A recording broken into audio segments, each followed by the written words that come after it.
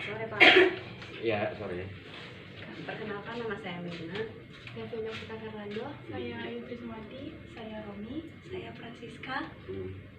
Maksud dan tujuan saya kami kesini adalah untuk meminta sedikit informasi dari Bapak mengenai kebudayaan di Kalimantan Barat. Apakah Bapak bersedia untuk menjadi narasumber kami pada malam hari ini? Ya, saya senang kalau untuk berbagi pengetahuan lah ya. Silakan. Yang ingin kami tanyakan pada malam hari ini, pertama, bagaimana menurut Bapak tentang perkembangan kebudayaan Dayak di Kalimantan Barat dari dulu sampai sekarang? Ya, kalau bicara kebudayaan sebetulnya sangat universal ya, sangat umum sama kebudayaan Dayak. Nah, di kebudayaan itu ada 10 unsur kebudayaan. 10 unsur kebudayaan itu terdiri dari ritus, kemudian tradisi, ada seni, kemudian ada perlombaan, kemudian olahraga tradisional, ada permainan tradisional, ada teknologi, dan sebagainya. Ada 10 unsur kebudayaan. Nah, menurut saya kalau kondisinya zaman sekarang sudah cukup jauh berubah. Kebudayaan Dayak itu sudah cukup jauh berubah, sudah cukup jauh bergeser lah. Bergeser dari awalnya. Karena satu pengaruh-pengaruh dari kebudayaan dari luar. Kebudayaan asing, kebudayaan agama yang pengaruhnya, kemudian juga pendidikan. Jadi semakin banyak orang-orang Dayak yang berpendidikan tinggi, semakin banyak orang-orang Dayak yang beragama Samawi, agama modern sekarang. Kemudian semakin banyak orang-orang dari luar berdatangan ke Kalimantan ini, di mana tempat orang-orang Dayak itu akan mempengaruhi struktur kebudayaan. Bukan hanya struktur kebudayaan, pola pikirnya juga berubah, kemudian praktek kebudayaannya juga berubah. Jadi kondisinya sangat jauh ada perubahan. Meskipun 10 tahun terakhir upaya-upaya untuk menggali kembali, atau istilah kerennya itu revitalisasi budaya Dayak itu sudah mulai dilakukan oleh banyak orang secara personal maupun secara kelembagaan. Nah, itu yang terkait dengan kebudayaan. Yang kedua, apa saja faktor yang mempengaruhi perkembangan kebudayaan Dayak di Kalimantan Barat, terutama di Pontianak? Ya, kalau di kota Pontianak, karena posisi kota Pontianak ini adalah ibu kota provinsi ya, ini kan sangat multi kultural. Jadi banyak budaya, mulai dari budaya Dayak sampai budaya-budaya suku-suku lain, sampai budaya asing pun ada di Pontianak. Dan di Pontianak ini juga sudah multi etnis, multi agama dan sebagainya. Jadi jelas pergeseran kebudayaan Dayak itu pusatnya terjadi sebetulnya di kota Pontianak. Nah, salah satu contoh kecil adalah terkait dengan tradisi, kemudian bahasa, kemudian penyelenggaraan ritus-ritus. Jadi itu sudah jelas tidak bisa tidak bisa lagi lah di kota Pontianak. Meskipun demikian, ya upaya-upaya dari para pihak untuk menggali kembali, mengembangkan kembali budaya-budaya itu masih ada. Salah satunya di event Pekan Gawai Dayak. Nah, itu kan coba mengingatkan kepada semua pihak, terutama kepada anak-anak muda Dayak yang ada di Pontianak, bahwa leluhur mereka itu punya tradisi seperti ini.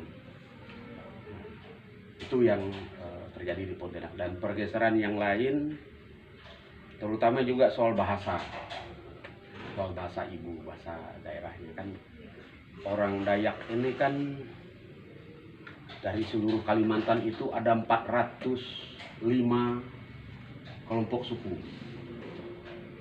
ada 6 rumpun. Ini kan berbeda-beda semua, pakaian berbeda, bahasa berbeda, wilayah kelolanya berbeda, tradisinya berbeda, hukumnya berbeda, dan semuanya macam-macam lah, luar biasa perbedaannya. Jadi kalau mau melihat kebinekaan, sebetulnya seperti falsafah negara kita itu yang Bhinneka Tunggal Ika itu ada di Dayak. Semua orang ini berbeda-beda kelompok suku, bahasa dan sebagainya, tapi dia satu dalam nama Dayak. Nah, dan itu ada terjadi di Pontianak. Di kota Pontianak ini sangat lengkap. Dan satu prakteknya adalah di kota Pontianak ini masing-masing kelompok suku itu punya paguyuban atau punya organisasi. Ikatan Keluarga Riap Musiname misalnya di Pontianak Barat, di kota Pontianak ini. Riap Musiname itu anggotanya ribuan keluarga, dan mereka rata-rata berasal dari sebagian Kabupaten Mempawah, sebagian Kabupaten Landak. Itu ikatan Riap Musiname. Belum lagi misalnya ada keluarga Jangkang. Nah, itu kan orang-orang dari Kecamatan Balai Sobut di Kabupaten Sanggau, berasal orang Jangkang. Masing-masing kelompok suku ada paguyuban, ada organisasinya. Nah, itu sebetulnya yang menjadi bagian yang penting untuk mengembangkan, kemudian melestarikan tradisi dan kebudayaan Dayak yang ada di Pontianak. Selanjutnya Pak, yang lain Pak, siapa saja tokoh-tokoh yang mendukung kebudayaan yang ada di Pontianak, terutama di Pontianak, yang Bapak tahu? Ya, kalau soal siapa tokoh sebetulnya cukup banyak sekali. Dan rata-rata tokoh-tokoh ini adalah dulunya tokoh-tokoh di sanggar seni budaya Dayak, kemudian di paguyuban dan macam-macam. Salah satu yang masih eksis sampai sekarang kan ada Eugen Yohanes Palonsuka. Dia punya sanggar sari budaya, sekarang punya mengembangkan sanggar flamboyan dan sebagainya. Ada Pak Sebastianus Masardi Kapat. Itu tokoh-tokoh yang sejak puluhan tahun yang lalu, 30 tahun yang lalu sudah eksis di budaya Dayak, sampai sekarang masih. Kalau soal tokoh, kalau yang mendukung saya kira tidak bisa disebutkan karena terlalu banyak. Karena umumnya orang-orang Dayak yang ada di kota Pontianak ini punya semacam kewajiban untuk tetap melestarikan dan mengembangkan budaya Dayak yang ada di kampungnya, dari mana dia berasal. Dan itu yang wajib kami tularkan ke anak-anak muda Dayak, generasi muda. Harapannya mereka ini mencintai kembali kebudayaan asalnya. Bukan berarti kemudian kita tidak boleh mencintai kebudayaan asing gitu. Tapi kita wajib mencintai kebudayaan asal kita dengan tidak mengesampingkan kebudayaan asing. Betulnya rohnya itu.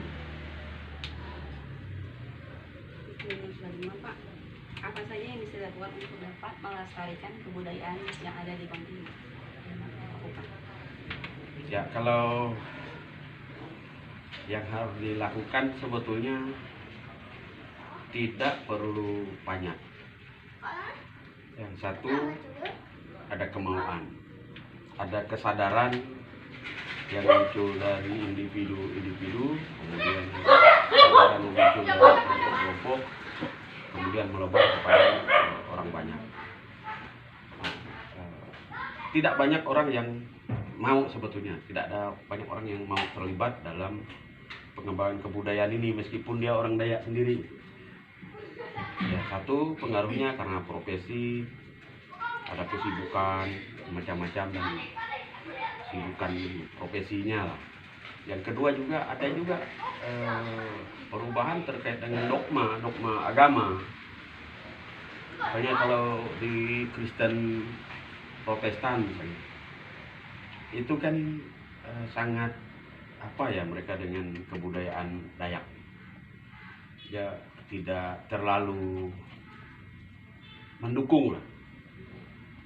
Kan di kelompok di Kristen Protestan ini kan banyak gereja kan, ada gereja-gereja tertentu yang tidak setuju dengan adat istiadat atau dengan kebudayaan yang ada. Juga di kelompok Muslim gitu, kelompok Muslim juga ada, juga di kelompok Katolik juga ada. Jadi soal ini memang luar biasa. Jadi tekanan yang dialami oleh para budayawan Dayak itu, oleh para seniman Dayak itu luar biasa mereka tertekan. Juga soal penghargaan publik, penghargaan orang-orang kepada karya seni. Kan banyak karya seni luar biasa. Jadi belum apa-apa misalnya orang-orang ini, ini kok mahal ya. Karena karya seni ini kan sebetulnya tidak bisa dia dinilai dengan uang. Karya seni itu namanya karya seni, sekecil apapun itu, karena itu dibuat dengan penuh inspirasi, dengan penuh penjiwaan lah kan, dijiwai kan. Nah, yang kadang-kadang yang menghambat proses pengembangan kebudayaan di situ. Jadi pada asas kemauan, yang kedua asas perilaku, yang ketiga tadi asas dogma agama. Jadi ada dogma agama yang melarang membangkang ini. Ada orang-orang tertentu yang satu tempayan saja ditempatkan di rumah tidak boleh. Ada juga orang-orang tertentu satu patung saja ditempatkan di rumah tidak boleh. Itu bertentangan dengan nilai-nilai agama. Padahal kan sebetulnya kalau dipertentangkan barang itu ya pasti bertentangan, karena agama yang kita anut sekarang ini kan agama-agama impor, agama-agama dari Timur Tengah sana, baik Islam, Kristen, Katolik, segala apa kan dari impor sana, dari Timur Tengah sana. Dia yang mempengaruhi kebudayaan lokal kita di sini. Sementara kita di sini kan kebudayaan lokal kita itu, kebudayaan itu penuh dengan kearifan warisan leluhur. Tapi karena itu tadi bertentangan dengan dogma agama, bertentangan dengan macam-macam lah, sehingga mempengaruhi. Saya kira itu soal kebudayaan. Yang keenam, apa makna kegiatan gawai yang dilakukan di Kalimantan Barat? Nah, kalau soal gawai sebetulnya, kalau menurut saya itu gawai Dayak yang sekarang itu sebetulnya dah keluar dari roh, keluar dari semangat gawai itu sendiri. Karena di tradisi Dayak itu ada dua, terutama di Dayak Kanayatnya. Kebetulan saya dari Dayak Kanayat. Di Dayak Kanayat itu ada dua bentuk atau dua jenis gawai. Yang satu namanya barwah, kemudian baru gawai naik dango.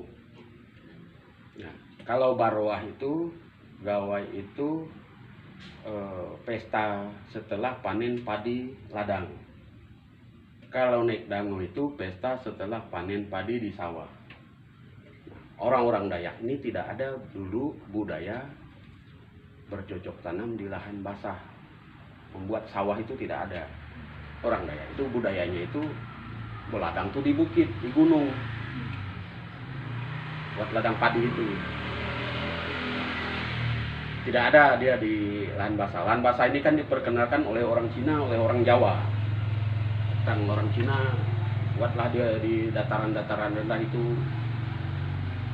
sawah. Dan juga orang Jawa. Kemudian ya karena apa? Satu, kan kalau di sawah itu kan syarat dengan teknologi. Harus pupuk, harus buat irigasi, harus buat apa lagi. Kalau di ladang ini, di dataran tinggi, itu kan praktis. Jadi pemahaman orang Dayak itu lebih tradisi, perladangan orang Dayak itu sebetulnya lebih kepada dataran tinggi. Ada.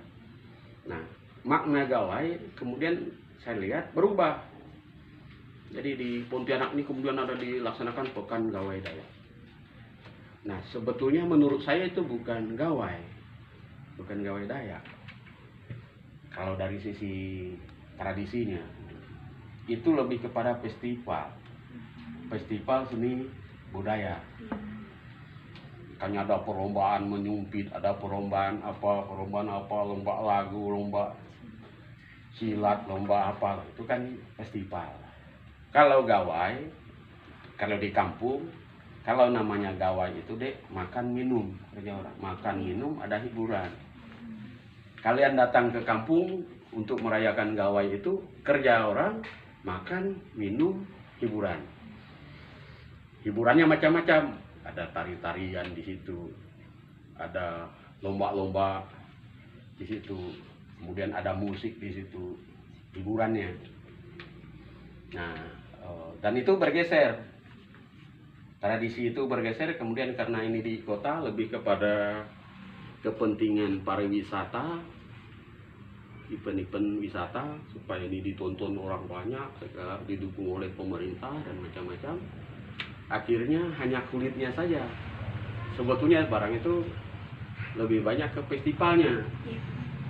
Festival seni dan budaya, lomba melukis, perisai, lomba apa, itu kan seni budaya. Makna gawainya nggak ada. Karena kalau namanya gawai nggak lepas dari itu. Kalau datang ke rumah radang, di rumah radang itu panitia menyediakan makanan, minuman. Ada tupi, ada poe, ada macam-macam lah penganan tradisional Dayak. Suguhkanlah di situ. Kalau mau tuak-tuak, suguhkan di situ. Bukan jual beli. Yang sekarang kan orang mau minum arak, minuman pun suka kok mabuk juga, kan bergeser. Padahal kalau di gawai itu orang mau minum tuak, mau segala tuh disediakan. Karena itu tradisinya. Saat kita datang ke gawai Dayak lalu kita haus beli minuman, lapar beli makanan, lomba daftar, latihan dan macam-macam, kan artinya bergeser dari tradisi awal. Jadi menurut saya itu yang ke depan harus diperbaiki, harus kemudian dievaluasi sehingga makna gawai itu tidak geser dari aslinya itu. Jadi kan misalnya pekan, misalnya festival seni budaya Dayak Kalimantan Barat, ya itu cocok. Jangan pakai kata gawai. Gimana kalau gawai kan makan minum ya orang kerjanya kan. Kau datang dari rumah ke rumah disuguhi makan minum di situ. Nah, di kampung, tengah-tengah kampung buat panggung hiburan musik. Kita habis makan minum lapar, naik ke panggung joget, dah lapar lagi, pergi lagi ke rumah ini, makan lagi, minum lagi, sehari penuh. Kerja kita seharian makan minum ya kan. Awalnya pagi-pagi acara adatnya, malam acara adat ditutup dengan acara adat. Nah, itulah dia. Ya, oke. Pertanyaan yang terakhir Pak, dari sejak tahun berapa gawai itu dimulai? Ya, kalau gawai Dayak yang di Pontianak ini, festival anunya nih, yang saya sebut tadi festival seni budaya itu dulu dimulai tahun 86. Awalnya dulu namanya Semalam di Pedalaman, bukan Pekan Gawai Dayak. Semalam di Pedalaman. Jadi isinya itu dulu teater, pertunjukan. Ada kayak ya seni teater lah. Kalau di kampung itu kan, kalau di kampung saya itu namanya dulu mendu, teater mendu. Jadi ada teater, di situ ada pertunjukan tari-tarian, ada pertunjukan musik dan macam-macam. Tidak ada ini perlombaan segala apa. Jadi itu makanya disebut tagline-nya itu dulu namanya Semalam di Pedalaman, memberikan gambaran kepada orang-orang di kota, wah seperti inilah kondisi di pedalaman, tradisinya. Nah, tapi 30 tahun terakhir kan, 20 tahun lebih, tahun 90-an, kemudian akhirnya diganti nama jadi Pekan Gawai Dayak. Ya itu tadi, karena ya namanya juga ada perubahan, ada perkembangan dan sebagainya. Jadi menurut saya dulu pas betul sebetulnya Semalam di Pedalaman itu. kalau mau memberikan gambaran tentang seni dan budaya Dayak. Cuman sekarang ini bergeser, bahkan tahun-tahun terakhir namanya tetap Pekan Gawai Dayak, tapi pelaksananya 2 hari. Kalau pekan kan 1 minggu kan, Ya. namanya pekan, tapi pelaksanaan 2 hari kan, artinya dah jauh bergeser. Nah, dan ini yang harus dievaluasi, harus dikembangkan lagi, diperbaiki lah. Meskipun tidak bisa kita pungkiri bahwa event ini sudah jadi event nasional, event tahunan. Nah, tapi kan tidak juga menutup kemungkinan kalau namanya juga perubahan, harus tetap kita ada perubahan. Kita kembangkan, yang mana yang kurang cocok ya kita geser ke bidang lain. Jadi, itu yang terkait dengan sejarah Gawai. Dan di Gawai ini kan kalau awal-awal dulu ada 50-an sanggar ya.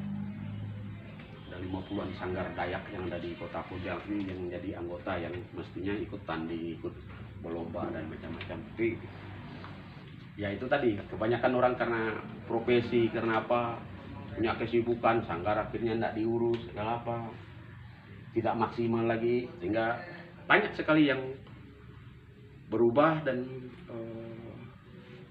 satu hal yang terjadi perubahan signifikan adalah terkait dengan fashion, pakaian. Ya.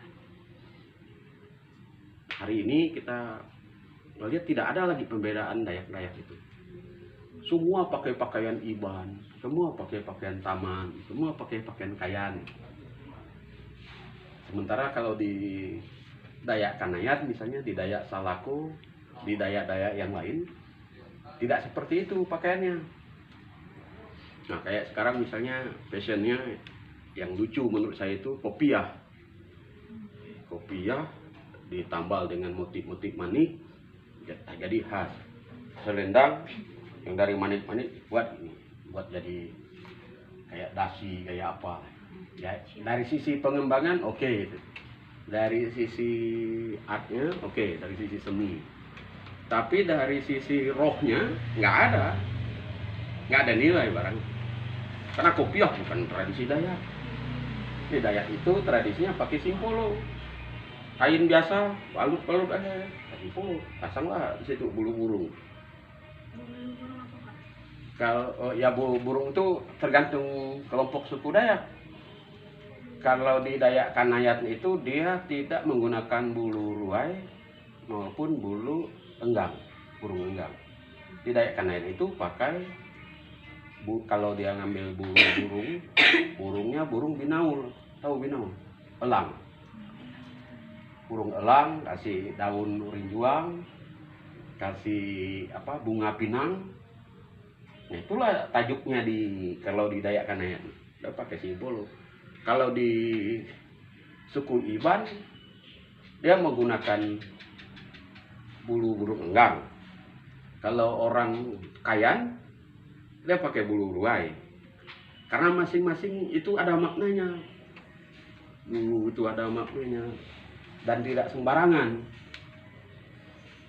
Jadi tidak sembarangan orang memakai tajuk dari bulu burung itu. Itu ada upacara-upacara tertentu yang boleh menggunakan itu. Kalau dia tidak diupacara, tidak boleh digunakan sebetulnya. Cuma kan pergeseran itu kan sangat kentara itu. Dan menurut saya kalian yang muda-muda harus tahu dari awal. Harus tahu pergeseran-pergeseran itu, dan kalaupun mau ke depan mau menampilkan kebudayaan yang asli, ayo tampilkan. Nah, kebetulan saya ini kan coba buat perubahan di barat. Saya akan mulai dari Pontianak Barat. Beberapa waktu lalu ketika Musdat di Jeruju, saya kemudian terpilih jadi ketua Dewan Adat Dayaknya, Dewan Adat Dayak Kecamatan Pontianak Barat, dan saya sudah merancang beberapa program terkait dengan bagaimana kemudian ada revitalisasi kebudayaan Dayak yang ada di Pontianak Barat. Saya tidak bermimpi untuk mengubah Kalimantan Barat atau kota Pontianak. Saya ini cukup untuk anak-anak untuk masyarakat Dayak yang ada di Pontianak Barat, terutama anak-anak pelajar, anak mahasiswa. Nah, ke depan saya sedang menyusun kurikulum untuk sekolah adat Dayak. Dan kami sekarang sedang satu tim sedang menyusun kurikulumnya, menyusun silabusnya, dan peserta sekolah adat ini sebetulnya bukan hanya untuk kalangan Dayak dan itu terbuka. Tapi mudah-mudahan adik-adik ini bisa ikut serta di sekolah itu. Nah, penting sekali kawan-kawan adik-adik mengenal kebudayaan Dayak itu secara harafiahnya itu, secara aslinya itu. Saya sekarang sedang menghubungi banyak teman yang dari praktisi seni budaya, kemudian praktisi hukumnya, hukum adatnya, kemudian dari sisi yang lain, terutama yang terjadi pergeseran sangat hebat ini kan terkait peradilan adat Dayak. Jadi banyak sekali orang-orang dengan semaunya kalau ada orang lain yang bersalah lakukan penuntutan hukum adat sembarangan orang gitu, dengan cara-cara yang tidak etis, sehingga kemudian nilai sakral dari peradilan adat Dayak itu hilang. Karena ada unsur pemaksaan kehendak, ada unsur kekerasan, ada unsur segala apa dari sisi nilai semau-maunya. Padahal sebetulnya barang itu kan ada aturan-aturannya. Nah, ini yang harus kami perbaiki terkait dengan tata peradilan adat. Karena menurut saya salah satu ciri khas dan identitas Dayak di Kalimantan itu di Indonesia itu hukum adat. Dari sekian ratus kelompok suku di Indonesia, suku bangsa di Indonesia ini, yang punya hukum adat itu hanya Dayak. Pernah enggak kau dengar ada hukum adat Melayu, hukum adat Minang, hukum adat Jawa? Enggak ada. Kelompok suku yang lain hanya ada adat istiadat ada. Semua orang punya adat istiadat, adat kelahiran, adat orang kawin, adat orang mati. Semua punya tradisi adat, tapi yang punya tradisi hukum adat hanya Dayak. Nah, itu kemudian yang menurut saya yang perlu harus dilakukan pembenahan lah. Ini harus direvitalisasi lagi sehingga nilai sakral dari peradilan adat ini betul-betul terjaga gitu. Sehingga tidak merusak citra. Ini kan rusak akhirnya citra orang Dayak gara-gara perlakuan hukum adat yang tidak sesuai realnya. Jadi itu yang bisa aku jelaskan ya terkait dengan ini. Mungkin ada yang lain. Terima kasih Pak. Pak, mengenai sejarah perkembangan budaya Dayak di Kalimantan Barat, apa saja pesan yang dapat kita sampaikan kepada generasi penerus bangsa untuk dapat menjaga kebudayaan Dayak di Kalimantan Barat, terutama di Kota Pontianak? Ya, kalau untuk pesan saya ke kaula muda, untuk anak-anak muda terkait dengan kebudayaan, sebetulnya semuanya harus kembali ke kitahnya masing-masing. Misalnya kamu dari suku Melayu, ini kamu dari suku Jawa, ini. Ayo mencintai kebudayaan sendiri. Cintai kebudayaan yang Dayak, cintailah kebudayaan Dayak. Yang Melayu, cintailah kebudayaan Melayu. Yang Bugis, cintailah kebudayaan Bugis. Jangan lalu kemudian malu atau takut menampilkan kebudayaannya, karena itulah sebetulnya kekayaan Indonesia dari sisi kebudayaan bersuku-suku semua orang berbeda-beda semua, tapi satu gitu. Itu roh dari ideologi nasional kita yang Pancasila itu, yang satu kita. Nah, sekarang ini banyak anak-anak muda kita lebih banyak kemudian waktunya untuk belajar ilmu pengetahuan, belajar teknologi dan sebagainya. Kadang-kadang lupa dengan kebudayaan sendiri. Banyak negara di dunia yang hebat, yang super hebat, ada Korea, ada Jepang, ada Cina, ada India, ada Yahudi, Israel itu. Dan mereka menjadi negara hebat, mereka negara industri, negara modern yang paling hebat di dunia. Tapi tidak lupa dengan kebudayaan. Mereka muncul dari kebudayaan. Coba adik-adik lihat, kayak Yamaha, merek mobil kan? Ada Yamaha, ada Honda, ada Mitsubishi, ada apa gitu.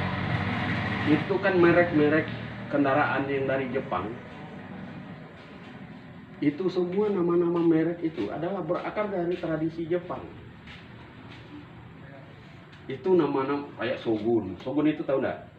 Shogun itu kan panglima perangnya Jepang. Samurai segala apa. Jadi produk-produk Jepang itu diambil dari nama-nama yang bersejarah di Jepang. Kita sampai sekarang mengenal Honda. Tahu enggak kita Honda itu siapa? Honda itu nama orang, nama tokoh yang berpengaruh di Jepang ketika restorasi Meiji, ketika revolusi Jepang. Awalnya Jepang menutup diri dari dunia barat, tapi kemudian oleh restorasi Meiji terbuka diri pada seluruh dunia.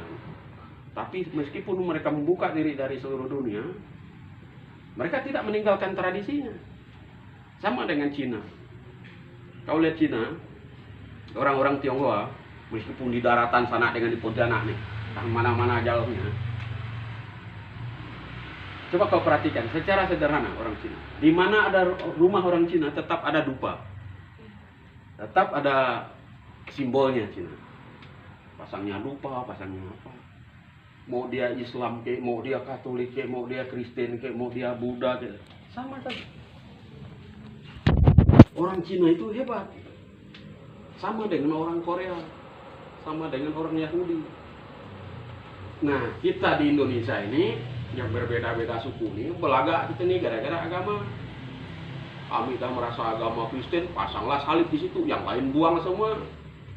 Merasa kita Muslim, pasanglah Ka'bah, yang lain buang semua. Hilang kebudayaan asli kita. Nah, ini yang membuat kita, menurut saya itu, ini yang membuat kita bangsa Indonesia ini tidak maju-maju. Kita ini berpikir untuk kehidupan di surga, sementara kehidupan di bumi kita berselisih. Gara-gara beda agama, tidak mau bergaul. Gara-gara beda suku, tidak mau bergaul.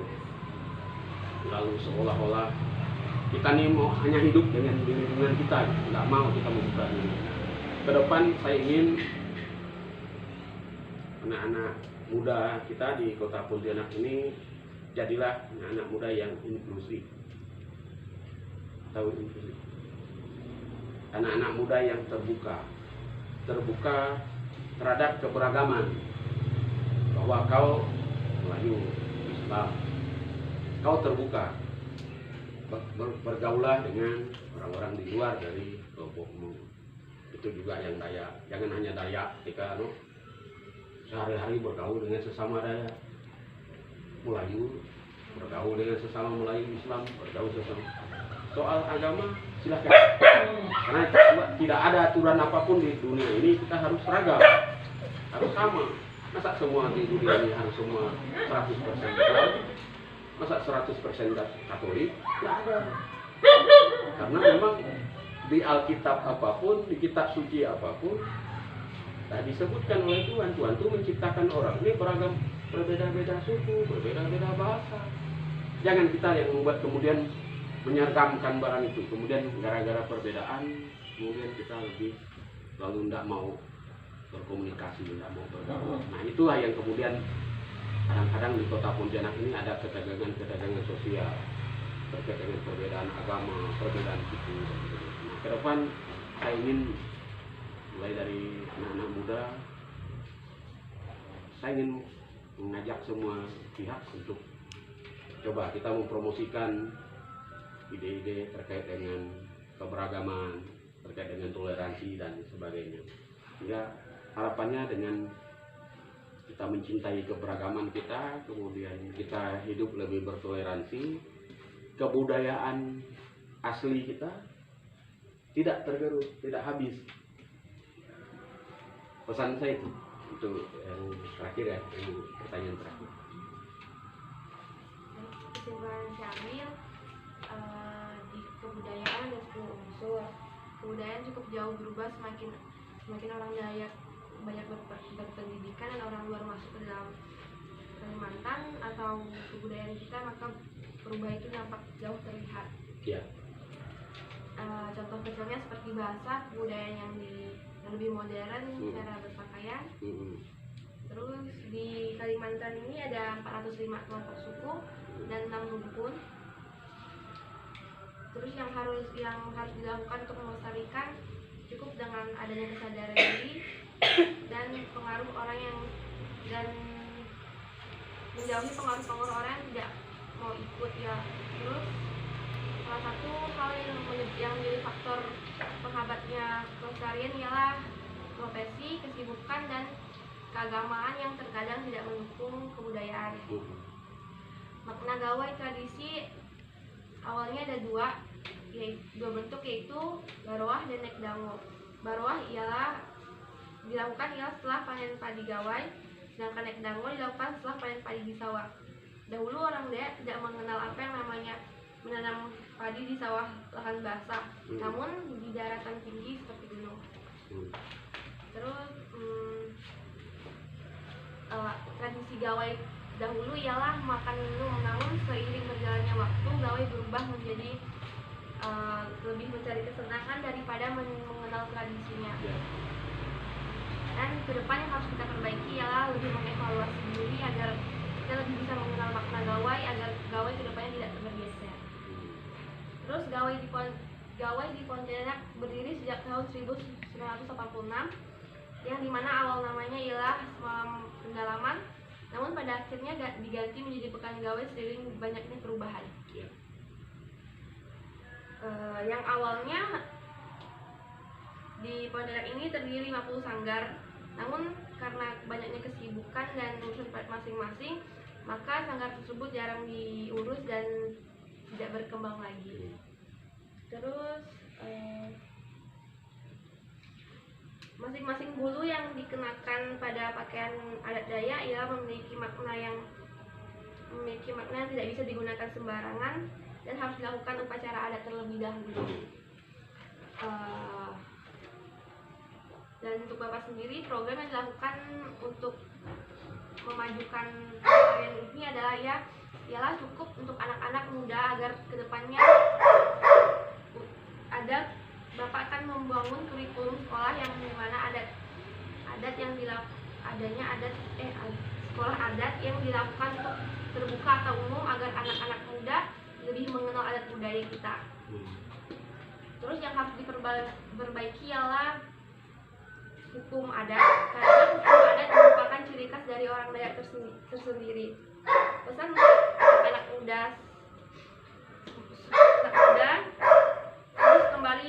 harus